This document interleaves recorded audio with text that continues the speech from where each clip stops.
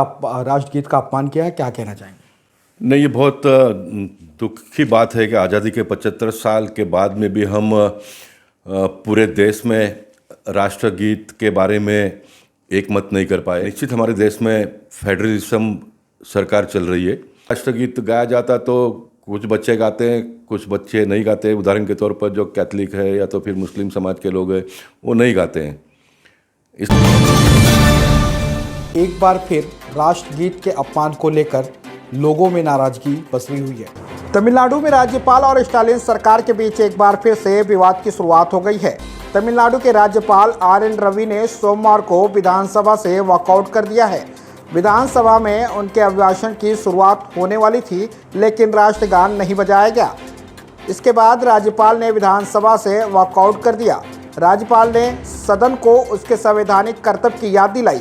राज्यपाल के अनुसार राष्ट्रगीत ना बजाना देश का और संविधान का अपमान है, तो वहीं जनता का भी समर्थन राज्यपाल को मिल रहा है। इन्हीं तमाम विषयों को लेकर उत्तर मुंबई के पूर्व सांसद गोपाल शेट्टी ने भी स्टालिन सरकार की घोर निंदा की है। गौरतलब है कि गोपाल शेट्टी ने भी 2024 में राष्ट्रगीत को से स्कूली बच्चों को लिखने और गाने की प्रतियोगिता को लागू करने की दिशा में प्रयास किया था।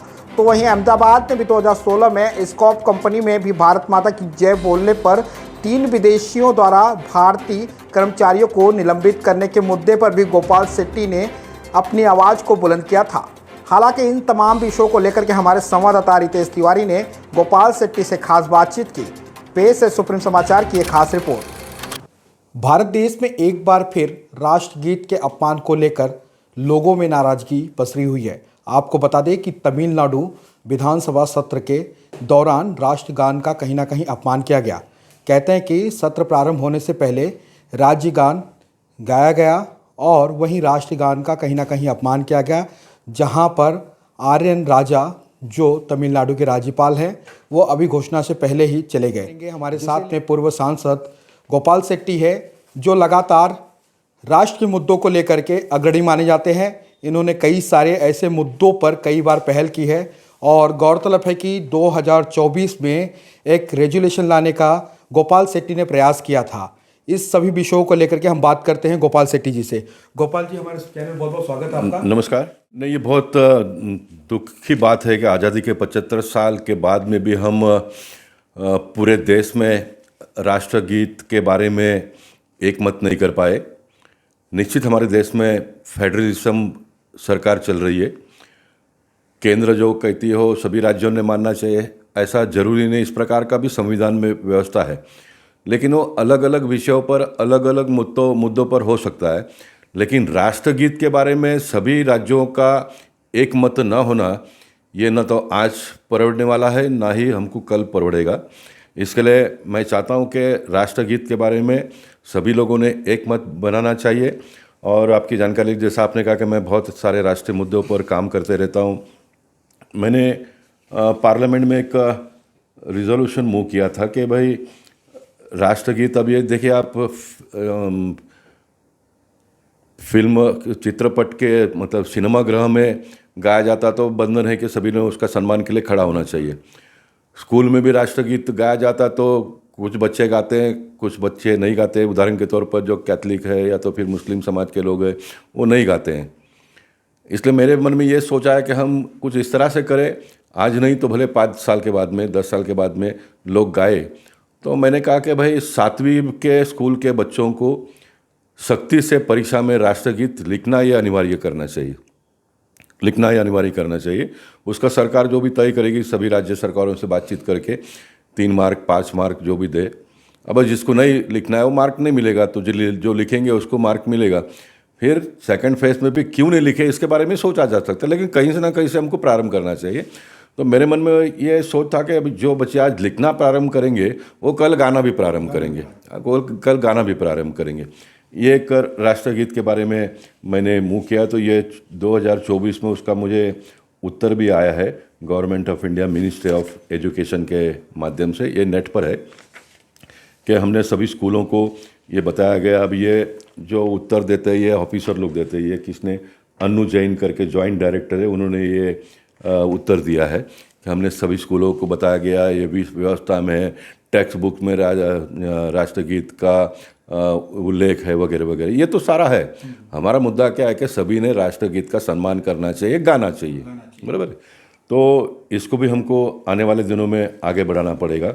ये बात जब निकली है तो 2016 में अहमदाबाद, गुजरात के अहमदाबाद में एक फैक्ट्री में FDI मतलब विदेश के लोग और भारत के दोस्तों कायदे के मुताबिक एक फैक्ट्री है, तो वहाँ पर सभी वर्कर जो सवेरे एक साथ में आते हैं, फिर वहाँ पर से उनको मार्गदर्शन दिया जाता है, फिर सब अब अपने काम पे जाते हैं। इस प्रकार की एक व्यवस्था है, वो अच्छी व्यवस्था है। तो वहाँ पर 3 जो मजदूर है उन्होंने भारत माता की जय का घोषणा किया, भारत माता की जय करके। अब जो फॉरेन के जो ऑफिसर थे वो उनको पता नहीं चला कि ये भारत माता की जय क्या है, तो उन्होंने 3 लोगों को शो कॉज नोटिस दिया और ये बात भी पेपर में छप कर आई। तो मैं तो थोड़ा जागरूकता से काम करते रहता हूँ, तो मैंने डायरेक्ट वो कैप्को नाम की कंपनी है, ये कैप्को नाम के कंपनी को हमने चिट्ठी लिखा। मैंने सुषमा स्वराज जी को चिट्ठी लिखा और उनके संज्ञान में सारी ये बातें ला कर दी। और जब कैप्को कंपनी के लोगों को ये पता चला कि भारत माता की जय क्या है, तो उन्होंने फिर सभी लोगों को बताया ये गाना चाहिए, और फिर उन्होंने दिलगिरी भी व्यक्त किया कि हाँ कि गलती हो गई है करके, फिर हमने उस विषय को छोड़ दिया। अब कुछ दिनों के बाद में बेंगलुरु में ये मुद्दा निकला, ये बेंगलुरु के वर्तमान पत्र में छपकर आया हुआ विषय है। वहाँ पर भी भारत माता के बारे में ऐसी कुछ बात हुई तो कुछ लोग कोर्ट में चले गए, और कोर्ट ने भी कहा कि भारत माता की जय only leads to harmony not discord, Karnataka high court. मतलब भारत माता की जय बोलना ये राष्ट्रीय सौंदर्य के लिए अच्छा है, ऐसा कोर्ट का भी जजमेंट आ गया। जब मैं सांसद बना तो मैंने और एक रिजोल्यूशन मूव किया था कि जो भी सांसद शपथ लेते हैं तो शपथ के बाद में उसने भारत माता की जय ऐसा बोलना चाहिए। इससे ये धीरे धीरे फैलेगा और लोग जानना चाहेंगे। अब मुझे कभी कभी समझ में नहीं आता है कि वैचारिकता अलग अलग हो सकते हैं, विचारधारा अलग हो सकते हैं सभी राजनीतिक पार्टी के बाद लोगों का, लेकिन राष्ट्रगीत के बारे में क्या हम सब लोगों का एक मत नहीं होना चाहिए? ये राष्ट्रगीत कोई भारतीय जनता पार्टी ने तो नहीं लिखा है, ये 1947 के पहले का है, जब सभी लोग भारत माता की जय बोलते हैं। आज जो सनातन धर्म, हिंदू धर्म को मानने वाले या तो अधिक भारतीय जनता पार्टी को मानने वाले भारत माता की जय बोलते हैं। अब ये मुस्लिम समाज में भी मातरे वतन वो कहते हैं, मातरे वतन कहते हैं। कैथलिक लोग मदरलैंड कहते हैं। तीनों का अर्थ तो एक ही है, भारत माता की जय, भारत माता की जय हम बोलते, ये तीनों का अर्थ एक है। तो क्या मैं कभी कभी सोचता हूँ कि ऐसे विषयों पर क्या हम सब लोग मिलकर बैठकर एक मत नहीं कर सकते हैं? तो कम से कम इस प्रकार के विषयों पर एक मत होगा तो आने वाले दिनों में धीरे धीरे करके जो हम समाज नागरिक कायदे की बात करते हैं वो हो सकता है। हम आगे जाकर NRC को इम्प्लीमेंट करना है वो हो सकता है। मैं ऐसा चाहता हूँ कि कौन सा राजनीतिक पार्टी ऐसा जो कहेगा कि भारत में कोई भी आ सकता है कभी भी, ऐसा तो कभी हो ही नहीं सकता है ना, ऐसा तो कभी पॉसिबल नहीं और हो भी नहीं सकता है। तो इस प्रकार के विषयों के ऊपर क्यों मतभेद होना चाहिए, समय समय पर उसके ऊपर टीवी में डिस्कशन होना चाहिए? मैं मानता हूं कि सभी राजनीतिक पार्टी के लोगों का ये मत होना चाहिए, जितने भी चैनल हमारे देश में चलता है वो सारे चैनल के लोगों का भी इसके बारे में एक मत होना चाहिए। इसके बारे में फिर एक बार कहीं ना कहीं आवाज़ उठनी चाहिए, पहल होनी चाहिए। मैं अभी आपको अंत में यह बताना चाहूँगा कि समय देखिए कैसा, मुझे लगता है कि ये माहौल देश में बनना चाहिए इस प्रकार के, तो भगवान की शायद इच्छा होगी। मैं परसों स्कूल का नाम लेके कह रहा हूँ, बोरीवली एजुकेशन सोसाइटी का स्कूल वेस्ट में भी है और ईस्ट में गोपाल जी हेमराज के नाम पे स्कूल चलता है। मुझे 8 बजे स्पोर्ट्स का ओपनिंग करने के लिए बुलाने के लिए आए, जयेश वालिया वहाँ के मेन ट्रस्टी है। तो मैंने उनको कहा कि भाई अभी तो मुझे छोड़ो, कम से कम मैं पब्लिक का काम करता हूँ, जहाँ पर भी किसी के ऊपर भी संकट आए तो बिन बुलाए मैं जाकर खड़ा हो जाऊँगा। मेरे सनातन धर्म पे, हिंदू धर्म पर, भारत देश पे जब कभी भी संकट आएगा तो उसके लिए मैं दौड़ कर जाऊँगा। मैं ऑफिस में बैठकर लोगों का काम भी करता हूँ, लेकिन बोला इस प्रकार के कार्यक्रम में तो कम से कम नए चुनकर आए हुए जनप्रतिनिधियों को बुलाओ, तो उनको भी एक स्कूल के साथ में लगाव हो जाएगा, अटैचमेंट हो जाएगा। और नहीं तो आप मुझे ही बुलाते जाएंगे तो मैं आते रहूँगा, मैं अभी कितना दिन जाऊँगा और अभी कितना दिन जाऊँगा। तो उन्होंने कहा कि नहीं, आपको आना ही चाहिए, कोई नहीं मिल रहा है। तो फिर मैं 8 बजे गया वहाँ पर स्कूल के कार्यक्रम में। तो वहाँ पर शुरुआत राष्ट्रगीत का फ्लूट बजाकर उन्होंने किया, तो मुझे एकदम आश्चर्यचकित हुआ, लेकिन मैंने डिस्टर्ब करना ठीक नहीं समझा, क्योंकि उसको पूरा होने दो। वो फ्लूट पे पूरा राष्ट्रगीत बजाया गया। उसके बाद में फिर मैंने माइक लेकर अपील किया और कहा कि देखिए मैंने इसका रिजोल्यूशन मूव किया है और मेरे सामने ये फ्लूट पे गाया जाए तो ये मुझे बर्दाश्त नहीं है। हम सब लोगों ने राष्ट्रगीत गाना चाहिए और सभी प्रिंसिपल, टीचर्स, सभी बच्चे, सबको अच्छा लगा। फिर हम सब लोगों ने मिलकर राष्ट्रगीत गाया। कल परसों की बात है ये, राष्ट्रगीत गाया और मैंने सारे टीचर्स लोगों को भी कहा कि आप सब लोगों ने मिलकर मोदी जी को एक चिट्ठी भेजो कि गोपाल शेट्टी ने किया है तो इसको आप इम्प्लीमेंट करिए, इसको आप सख्ती करिए करके। अब ये मैं आपके टीवी के माध्यम से भी इसलिए कह रहा हूँ कि हम जो चिट्ठी लिखते हैं ये ऐसे डिपार्टमेंट में जाता है, ऑफिसरों के पास जाता है, सेक्रेटरी के पास जाता है और कभी कभी यही लोग उत्तर देते हैं।